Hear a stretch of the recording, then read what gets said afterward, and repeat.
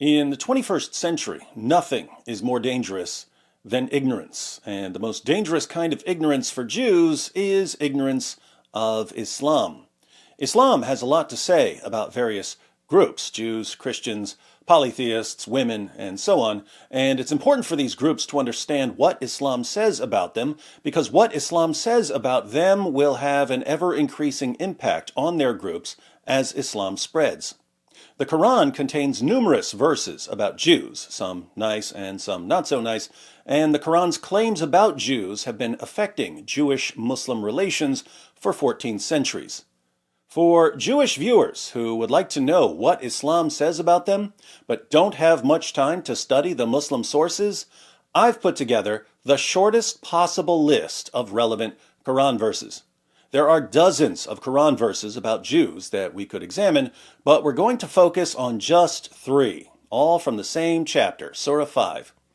Keep in mind that we'll only be talking about what Islam, an ideology, claims, not what a particular Muslim believes. If you're a Jew, you may have a Muslim friend or coworker who's the nicest person in the world and who has no problem with you or with your religion or with Israel. We're not discussing what individuals believe. We're discussing what Islam teaches. And we can get a nice overview by reading just 3 verses. Our first verse is Surah 5, verse 32. Even if you've never studied Islam, you've probably heard part of this verse at some point because it's one of the most frequently quoted Quran verses in the West.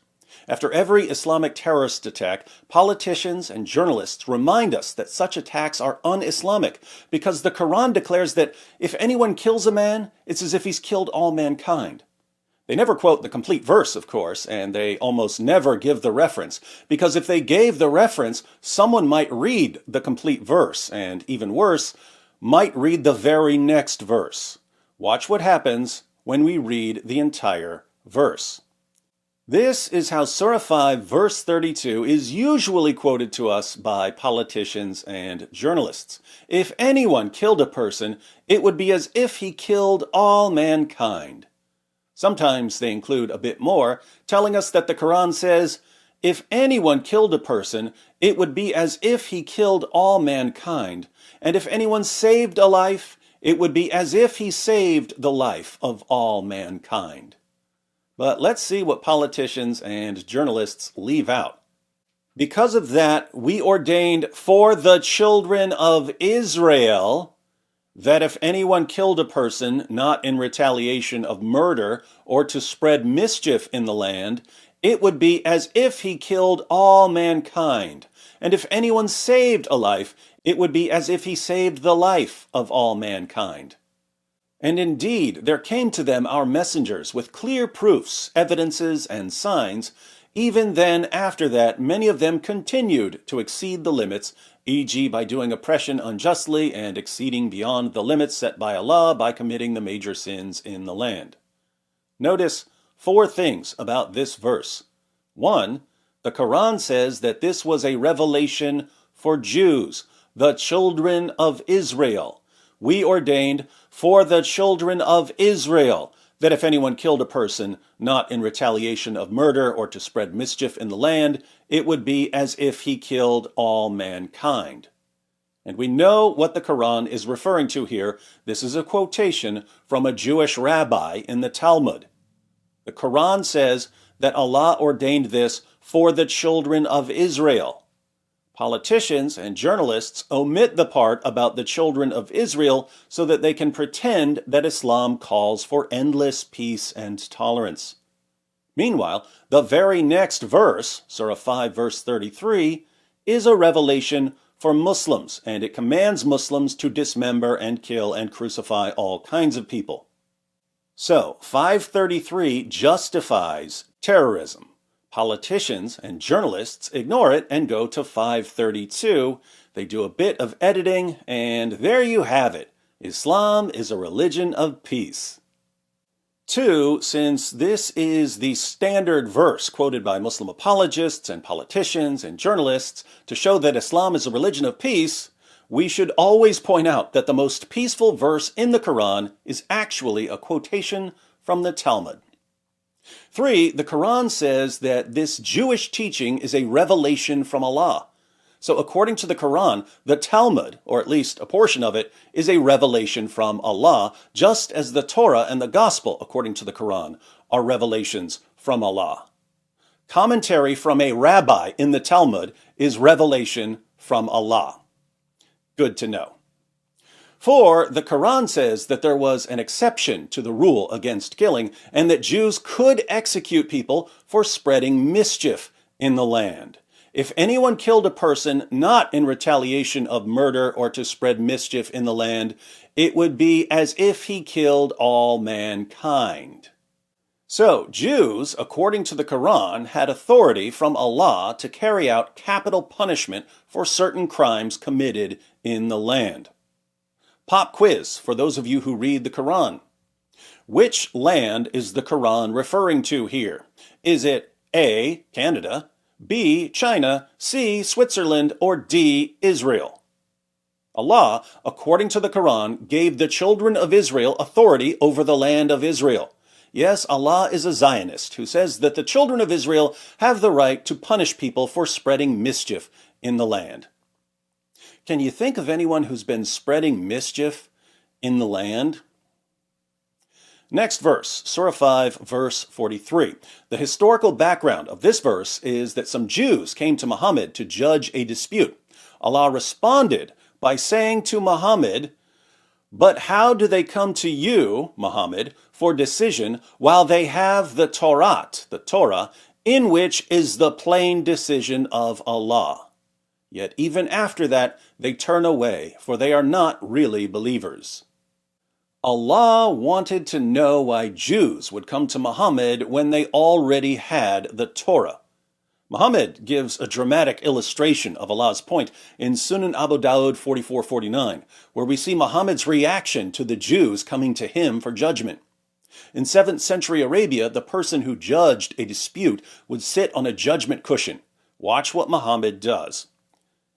They set out a cushion for the Messenger of Allah, and he sat on it. Then he said, "Bring me the Torah." It was brought, and he took the cushion from beneath him and placed the Torah on it and said, "I believe in you and in the one who revealed you." So the Jews bring a copy of the Torah. Muhammad takes the judgment cushion out from under him and puts the Torah on the judgment cushion. Muhammad speaks to the Torah and says, "I believe in you and in the one who revealed you." According to the Quran, do Jews need Muhammad's revelations? No, because they already have the Torah. The Quran, then, is useless to Jews according to the Quran itself. Notice also that both Muhammad and Allah affirm the inspiration, preservation, and continuing authority of the Torah. Third verse, Surah 5, verse 82. "Verily, you will find the strongest among men in enmity to the believers, i.e. Muslims, the Jews, and those who are al-mushrikun. Mushrikun are people who associate partners with Allah. And you will find the nearest in love to the believers, i.e. Muslims, those who say, 'We are Christians.' That is because amongst them are priests and monks, and they are not proud." So, the greatest enemies of Muslims, according to Surah 5, verse 82 of the Quran, are Jews and those who associate partners with Allah. And the closest in love to Muslims are Christians. Oddly enough, Jews and Christians are different groups from the mushriks here. Jews and Christians don't associate partners with Allah. Later in the Quran, when Allah has to justify violently subjugating Jews and Christians, he declares that Jews and Christians are, in fact, mushriks.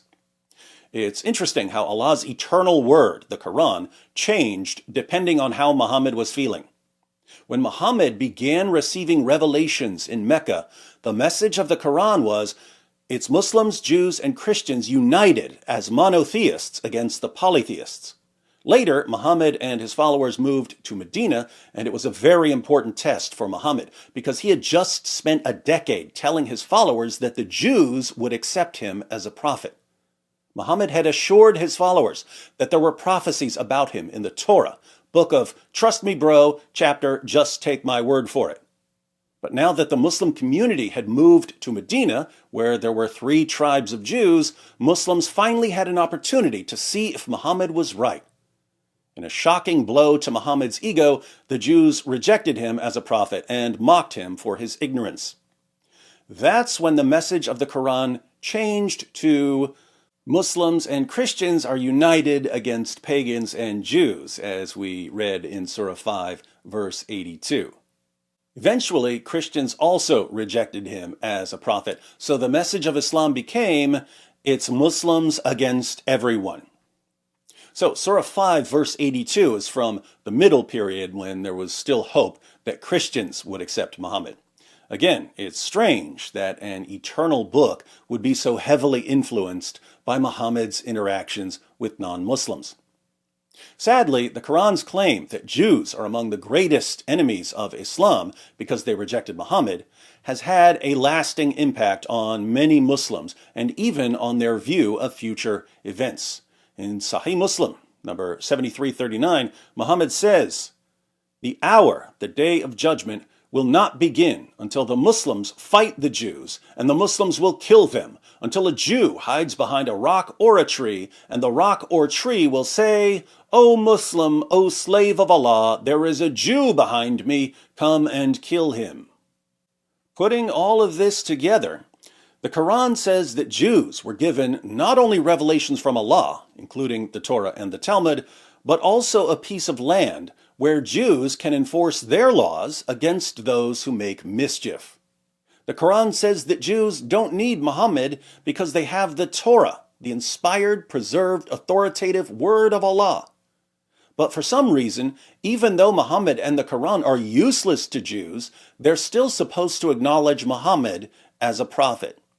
Since they don't, Islam declares that Jews will be the enemies of Muslims until Muslims kill them to usher in the end times. Not very comforting, but that's what we find when we read the Muslim sources. Now, if I were a Jew, and I knew what Islam teaches about Jews, and I saw the impact that Muhammad's teachings have on the world, I would probably spend some time responding to what the Quran says about me and my family and my community. And if anyone asked me, "Why are you criticizing the Quran?" I would calmly reply, "Look, the Quran talked about me and my family and my community long before I said a word about the Quran. And if you don't think that I have every right to respond to Islam's most trusted sources calling for our violent subjugation, you have my full permission to cry me a river. I am not, never have been, and never will be your dhimmi. Deal with it."